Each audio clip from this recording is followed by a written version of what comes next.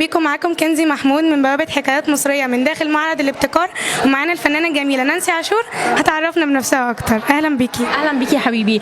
انا اسمي نانسي عاشور، مهندسه مدني وفنانه تشكيليه في الرسم. هوايتي الرسم من وانا صغيره، من وانا عندي 4 سنين برسم لغايه دلوقتي.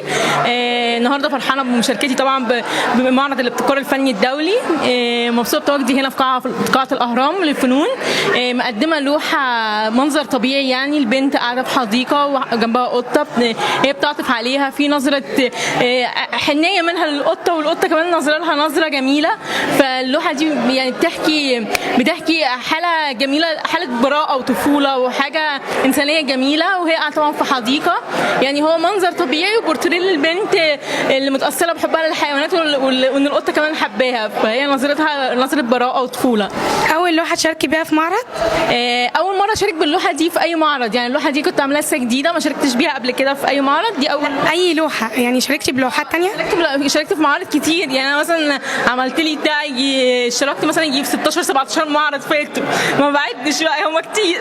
حضرتك واخداها هواية ولا دراسة؟ لا هوايه طبعا. انا من وانا صغيره برسم، من وانا عندي 4 سنين، وابتديت اطور نفسي بقى من مرحله الرصاص للالوان، من الفحم مثلا، الالوان الزيتيه، الالوان الاكريليك، اي الوان برسم بيها.